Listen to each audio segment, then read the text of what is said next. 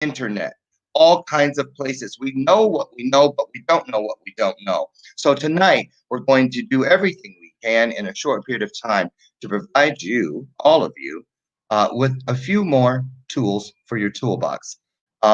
Because we don't want you or one of your kids or someone you love or anyone for that matter, a stranger that we would never know. We don't want this to happen to them, and we're going to have to do better. So, how do we do it? We do it by being a part of this Slave Free Project and things that are similar. It's all about having the conversation. So, I wanted to share with you guys. I took the liberty of looking for some things to kind of give us an idea. Well, you want to see some pictures from last night? Let me show you a couple pictures. And call a friend, phone a friend right now. You know, on my show every day, you guys hear while we're waiting for folks to come in. And I'll show you some pictures from last night's pre-dinner. There's a group right there. And there's some more. That's one of the speakers. These girls are sisters right there, and they're with the CERT Ministries organization, working in the administrative capacity. And there is Pastor Rudy and his wife Lori over there. And we know that guy, Coach Chuck. He's here, always showing up. And oh, there's one of the people that's in the room right now. You'll meet him later, and that's Ben. He'll be here telling you his story. There's Christopher Kaysen, Caramel Caramel. He said we could call them both of those, but Christopher's here. Now, Christopher, you all know Christopher's story. Placed fourth in our competition in this Impactor last season, and he drove all the way here. You know, Christopher deals with Asperger's. I don't say suffer anymore. When I bet you right now, if I said for the first person that gets 25 people to lock in on this broadcast, I'm going to give you $500 cash. Right. Every single one of you would get 25 people. You'd be on the phone, walking down the street. This is more important than any type of money. Okay. So I'm asking you to get on your phone right now, get on your device, share this out, get people over here. Now look at this. Here's what we're dealing with. I'm going to show you some photos. Here's something. This is a banner. It says, does this look like a foreign problem to you? Absolutely not. In California, and not least that, if we're going to save lives. Okay. So I want you to take this next look at this next slide. Trafficking into the U.S. between 14,500 and 17,500 human beings. Let that sit in there for a second. Human beings. We're not talking about German shepherds. We're not talking about kiwi fruit. None of that. Bitcoin, none of it. Human frigging beings trafficked into the United States annually. And they don't have a date on this one, but I can almost certainly tell you that this number has increased way beyond what's on the screen. So, and then that's another thing. I couldn't find any current stats. This is all there was. You don't believe me? Google it. Google human trafficking stat, and you're going to get exactly what I'm showing you. What's up with that? Isabel, Emma, Legend, Lennox, India. Now, what if I think just for a second, what it would be like for me to get the phone call from one of my nieces, nephews, sisters, or brothers saying that one of those names I just called out was missing. Speak it. Speak 5 names that fall into that category in your world. Speak it. Don't think it. Don't speak their name. I dare you to speak their name and then look back at these numbers. Those 12 to 14-year-olds that are going, do you think this time last year, the ones that were missing up to an hour ago, do you think their families thought that they would be in the positions that they're in today? They didn't. Don't wait until it comes knocking on your door. Dismantle, disrupt, and disassemble everything they're doing. There's no way that this should be the second largest, fastest growing business in the world. And don't look over there, Capitol Hill. Don't look over there to whomever else you can point your finger. Find yourself. Oh, this is January. It's time I'm on the air. Can you? I want you to look in a mirror, like I tell you to do every day. Oh, who knew? Oh, I have something for that. I can put that up on the screen. So Ben, come on in and have a seat. and welcome to the live broadcast. Good to see you. It's good to see you again, my friend. Don't look at the light. You'll see spots for a long time. So I have my little portable light square. It's not the ring that I usually broadcast with. But anyway, so Ben, say hello to everybody. Tell us a little bit about. All perfect people. Yeah, that's right. You are perfect. Everyone. Tell us who you are, where you're from, and what brought you here. What are you doing here in Salt Lake City at this event today? At this event, my name is Ben Peterson. I was born and raised here. Houses that I donate to, but that one is very special to me, just from some personal things in my life. Right. And so let me ask you: before you met Pastor Rudy and the Certain Ministry team, what did you think you knew about this issue? Because I can't even call it a problem. It's It's far worse than a problem. So I'm gonna try to keep. I don't know. I have to look. Give me some time to come up with a good one for this thing. That's what it is. The thing, an anomaly. What did you think you knew about this that you now know differently? You hear about trafficking, and I consider myself being asleep for almost 43 years. Going through my life, and you have your family and your kids and your why, and there was always a tender spot in my heart whenever I'd watch, a Dateline or any of these different shows that would focus on this. My husband. Hold on, everybody. Hi, honey. I'm on the broadcast, but you're live. Oh, I told you, honey. Quit calling me that. That's my earthly name, especially in front of people. Hey, I'll call you back as soon as we're done. I love you. Okay. That's all right. Bye. It just sees you who you really are. I know. Well, Brian is a part of my broadcast every day at home. He walks back and forth. People, the screen gets really hot when he walks. Hi, Brian. Hi, Brian. So I'm used to it. So anyway, this is the question. I've been pondering this question since I got home last night from being on the streets with January and Amber. Because I'll tell you something, and it's the truth. I told my husband this morning. I didn't get to sleep. I get midnight. I didn't get to sleep until 3:34 because I sat here and I was like, the stories from the women and the men that got up and spoke today, and the challenges and certainty and just the soul that I could feel from them, and the triumph, the redemption, the worth that they've been rediscovered just gives me. Okay. And each person that way. If we all did that, then there wouldn't be one child that would be missing at this moment. Now, let me just butt in. You all think that's just an arbitrary phone call, right? But if any of you that follow me, read my books, heard me on stage, watch my show, I don't even go there. I don't play that shit. For real.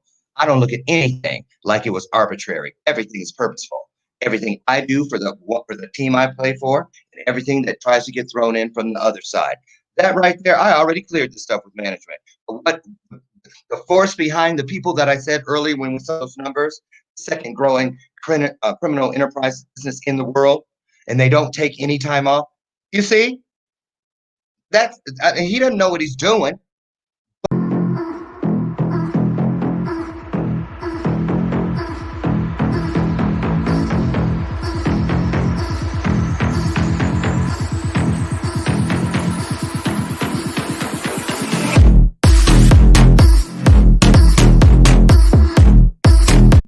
Talk to my friend John Duffy right here. Bear with me. Okay, here we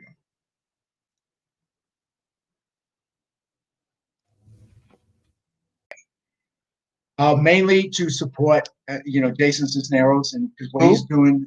This is Guy. Is Jason? Is it? Anyway. Never miss a chance. You don't. That's why I came to Chicago. That's why I got to meet you. Right. Man. Right. So I do. Good one. Okay. So, but basically, I heard about this project, and like you were saying, hear from, and you can talk. I see. We've got some comment. Ooh, a whole bunch of. And I'll get to these eventually. Look at them all. Okay. So Kimberly, Sherry, Amber, Nick, January. You're supposed to be up here. Anyway. Yeah. Oh, my bell, Christopher. So anyway, I'm going to be cutting back and forth. We're going to take a look at some stuff on the screen. We're going to talk to a lot of people. Thank you. And I want you guys to remember these numbers, these old numbers. I want you each to challenge. I challenge each of you to, when tomorrow for tonight later. Google human trafficking. No tomorrow.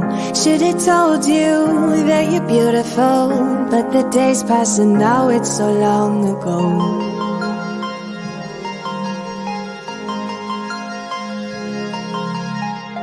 Did you make it? Did you break free?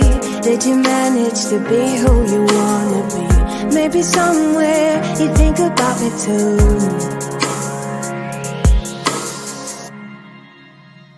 I wonder where are you now? Wonder where are you now?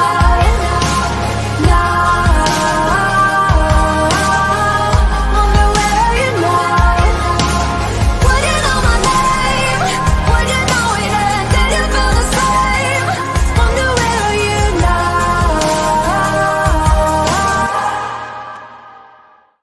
Okay, we're back.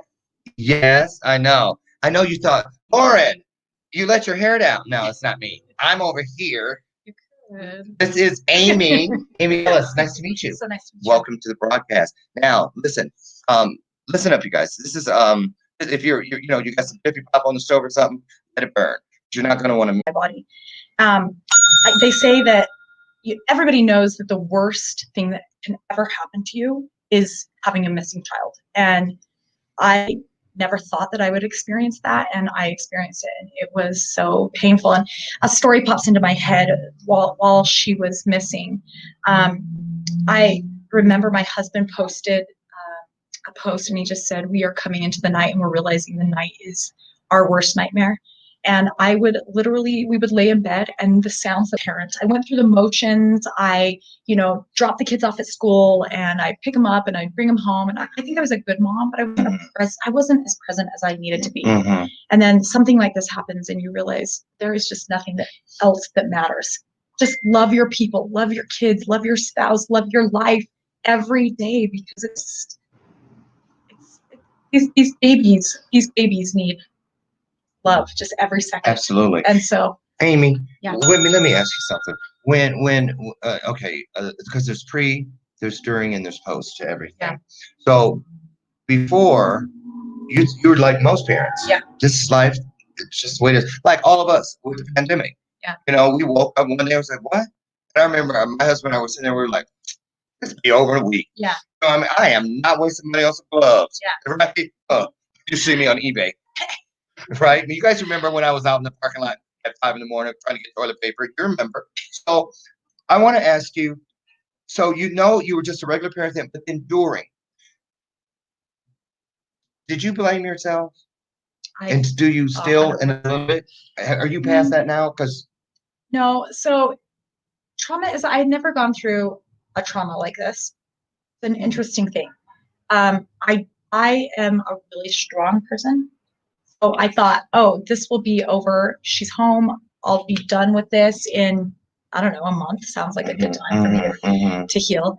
I didn't realize that trauma was like this. Okay, that's because beauty's in the scene. And you too. I'm just kidding. I know you guys stop. They're like, what do you mean to her? I'm not. She's not. You're used to her, right? Let me ask you this, and then we're gonna, because I want you to know. I want people to know. There's 24 hours in every day, but when your daughter was missing, and how long was she missing? Just over a month.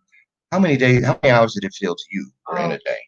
I don't think we didn't sleep. I don't think we ever slept. We lived on coffee the entire month and a half. It was So she's gone a month and a half. It was, I just cannot even express. It was like the worst movie that you've ever seen. And it was real life. It was horrible.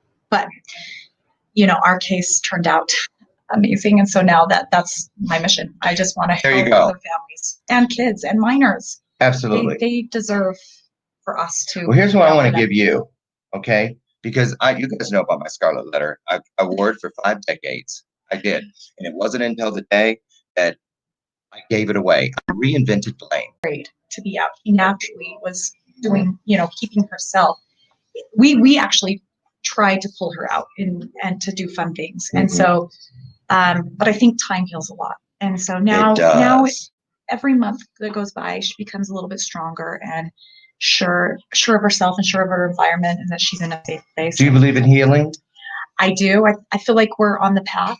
I feel like some days we are in the depths, and then the next day that we Yes. feel like we're on top of the mountain. So Well, we're you know, just- healing never ends. Yeah. Because even though when we don't tell heal, me that. it doesn't. No, it's good news. It never ends because you heal and you touch another life. Yeah. And then they heal and then they touch another life and another life and another life. And I want you to know, it's a beautiful thing. I know that God does not create mistakes. They're merely blessings that Yeah. are becoming.